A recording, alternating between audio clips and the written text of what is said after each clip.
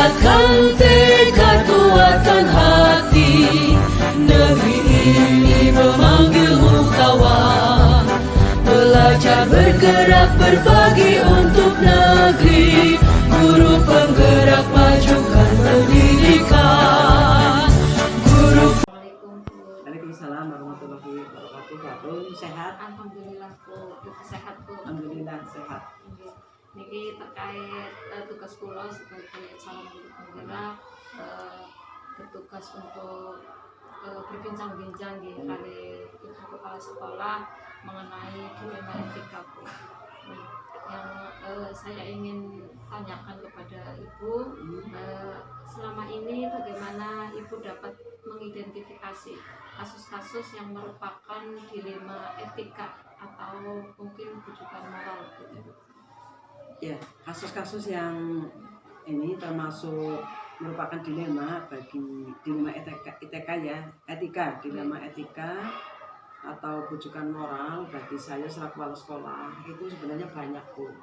Banyak yang merupakan menurut saya itu dilema bagi saya ya, karena seorang kepala sekolah mempunyai bawahan, mempunyai anak buah seperti guru, kemudian mempunyai siswa. Itu juga kadang-kadang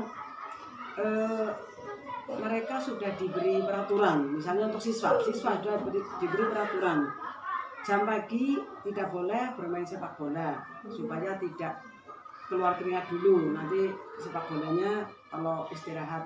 Tapi ternyata anak-anak ya tetap masih bermain sepak bola saja.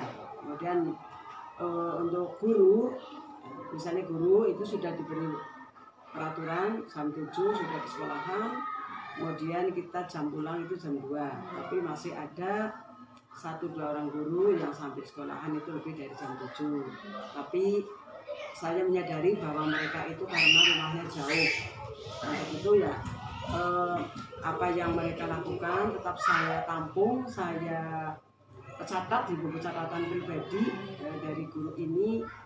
Seperti apa, guru yang A seperti apa, yang B seperti apa, itu saya punya catatan khusus. Jadi selama ini kasus-kasusnya kan tadi itu ya diantaranya dilema itu Jadi selama ini bagaimana Ibu itu menjalankan pengambilan keputusan di sekolah Ibu, terutama untuk kasus-kasus di mana ada dua kepentingan yang sama-sama benar atau sama-sama mengandung nilai kebajikan. Kebajikan ya. Salah saya mengambil keputusan itu karena ya misalnya ada kasus ya, mengalami kasus di mana ada dua kepentingan dan sama-sama benar atau sama-sama mengandung nilai kebajikan. Maka mereka-mereka yang menurut saya itu punya kasus itu saya panggil, baik itu guru maupun anak didik, saya panggil ke kantor, ditanyakan apa permasalahannya, apa duduk yang menjadi masalahnya itu apa. Jadi digali dulu permasalahannya apa, saya panggil, setelah itu baru dicari solusinya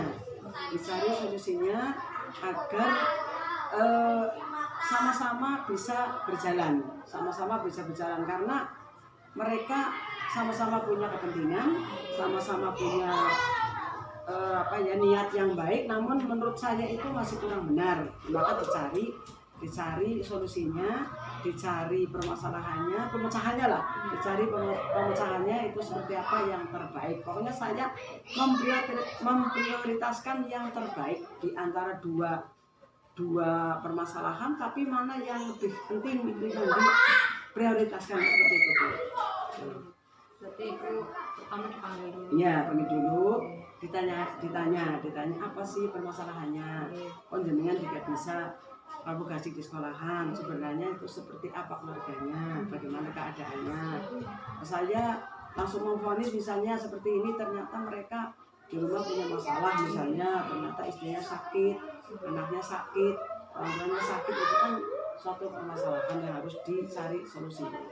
Jadi Ibu benar-benar memprioritaskan yang terbaik. Iya, saya prioritaskan yang terbaik itu seperti apa. Terus hal apa saja yang selama ini merupakan tantangan dalam pengambilan keputusan? Tantangan dalam mengambil keputusan itu tantangannya itu saya harus berani. Saya harus berani manakala menurut hati saya itu benar. Kalau menurut hati saya benar, maka saya tetap menerapkan itu tantangan yang menurut saya itu harus dilawan, itu maka saya lakukan. Jadi saya tetap melakukan yang terbaik menurut hati saya, kok benar itu saya lakukan, saya jalankan. Itu seperti itu, Bu. Terus dalam penyelesaian kasus-kasus ini ya yang Ibu alami itu dijadwalkan apa bagaimana? Ada yang dijadwalkan. Kalau yang dijadwalkan itu bersamaan dengan rapat sekolah, itu berarti 1 bulan sekali, namanya pembinaan secara klasikal, secara menyeluruh. Tapi kalau ada 1-2 orang permasalahan secara pribadi, itu spontan, orangnya saya panggil, langsung saya temui, kita cari solusinya, kita bincang-bincang, dinasihati dan sebagainya, itu secara spontan. Kalau yang dijadwalkan itu lewat pembinaan, kalau ada rapat sekolah itu secara klasikal, jadi semua guru. Tapi kalau misalnya ada salah 1-2 orang guru yang punya masalah, itu dipanggil secara pribadi, spontan pada waktu terjadi suatu permasalahan seperti itu. Jadi spontanitas ada, yang jadwal ada seperti itu, Iya. tergantung situasi Kondisi, iya, tergantung situasi kondisi. Terus ini adakah seseorang atau faktor-faktor yang selama ini mempermudah atau membantu Ibu dalam pengambilan keputusan, terutama dalam kasus-kasus dilema etika? Ya, ada. Kalau untuk siswa yang membantu saya teman guru. Jadi saya kalau ada permasalahan dengan siswa membuat terjadi permasalahan di sekolah. Itu saya tidak mengambil keputusan sendiri, tapi saya berkoordinasi dengan guru, dengan teman guru. Semua guru dimintai pendapat, kemudian siswa tersebut kita panggil. Itu koordinasi dengan teman guru maupun karyawan sekolah. Tapi kalau gurunya mengalami suatu permasalahan, kalau saya dengan teman guru tidak bisa menyelesaikan, itu saya minta bantuan dengan atasan saya, itu korwil. Saya minta bantuan penyelesaian dengan korwil, dengan atasan saya, gitu, Bu. Jadi semua warga sekolahnya dilibatkan, guru, karyawan, gitu, nanti kalau sudah dimusyawarahkan, kemudian belum ditemui jalan keluar, baru ke atasan. Ya, juga suatu saat ada juga yang saya butuh bantuan dengan komite perlu. Suatu saat ya ada yang perlu bantuan komite, maka dibantu oleh komite, seperti itu. Terus dari semua hal yang telah Ibu sampaikan, pembelajaran apa yang dapat Ibu petik dari pengalaman Ibu dalam pengambilan keputusan? Ya, terima kasih Batun untuk yang terakhir ini saya sampaikan bahwa pengalamannya menurut saya itu baik. Manakala saya melakukan keputusan, misalnya ada guru yang menurut saya kurang pas, ya maka saya tegur, justru guru itu menjadi baik,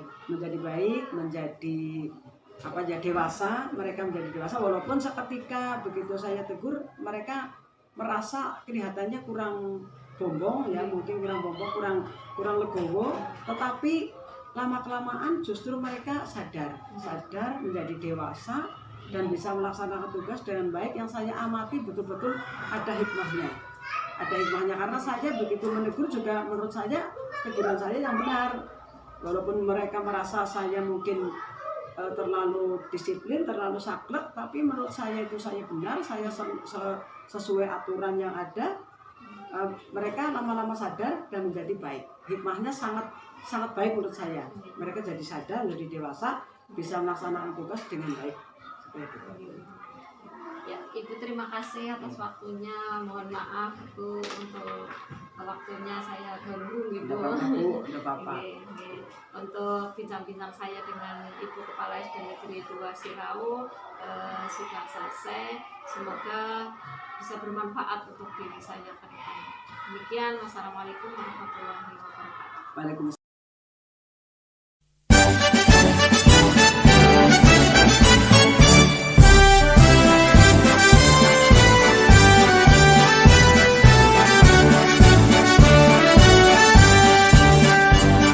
Bulatkan tekad, kuatkan hati.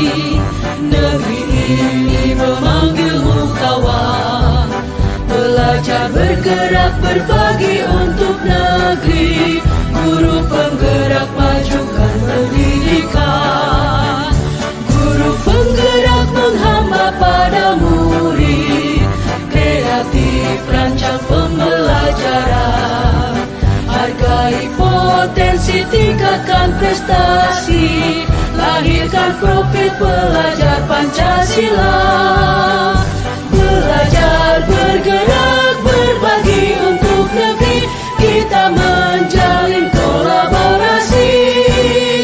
Belajar bergerak berbagi untuk negeri. Demi bakti pada Ibu Pertiwi.